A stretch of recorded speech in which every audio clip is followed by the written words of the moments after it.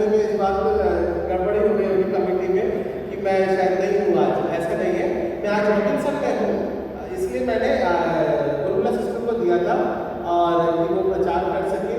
और क्योंकि 7 वाणियों में से मेरे को एक व्हाट्सअप लिंक पर और मेरे को रिपीट कर दीजिएगा।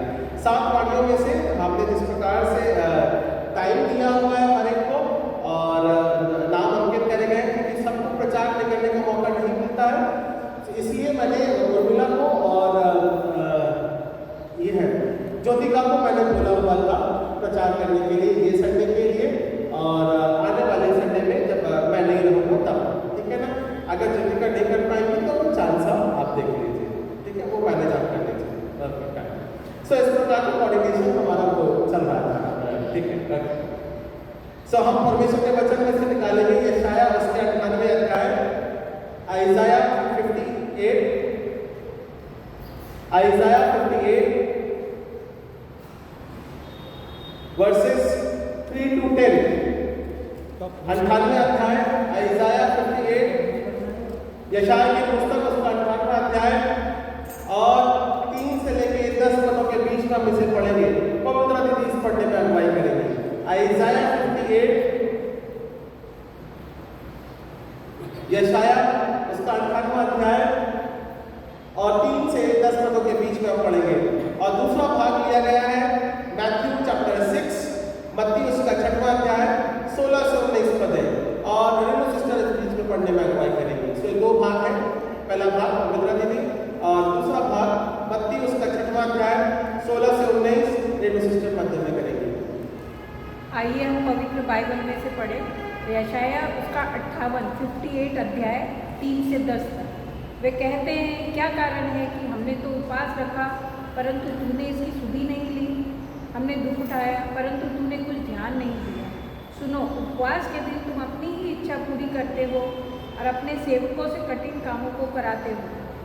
सुनो, तुम्हारे उपवास का फल यह होता है कि तुम आपस में लड़ते और झगड़ते और दुष्टता से मुँह से मारते हो। जैसा उपवास तुम आजकल रखते हो उससे तुम्हारी प्रार्थना ऊपर नहीं सुनाई देगी।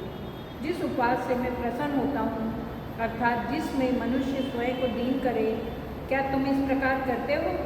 क्या सिर को झाऊ के समान झुकाना और अपने नीचे टाट बिछाना और राख फैलाने ही को तुम उपवास और यहोवा को प्रसन्न करने का दिन कहते हो?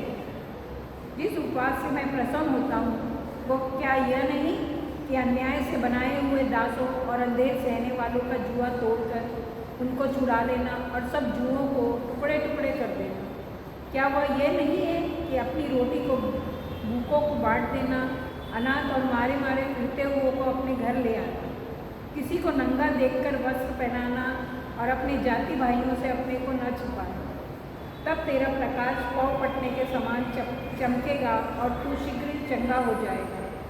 तेरा धर्म तेरे आगे नहीं चलेगा, यहोवा का तेज तेरे पीछे पीछे रक्षा करता चलेगा। तब तू पुकारेगा और यहोवा उत्तर देगा, तू दुहाई देगा, वह कहेगा, मैं यहाँ हूँ।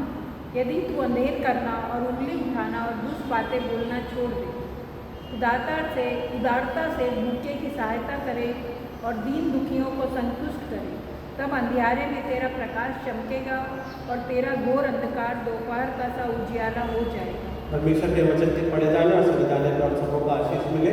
दूसरा भाग जो है मत्ती उसका 6वां अध्याय 16 से 19 पद है।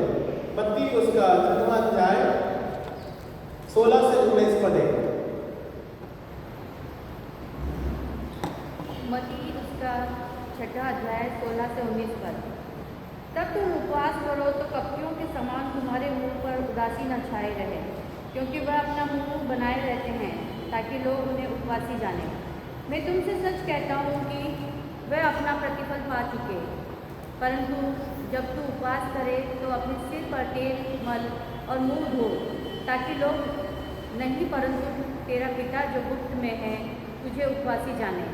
इस दशा में तेरा पिता जो गुप्त में देखता है तुझे प्रतिफल देगा।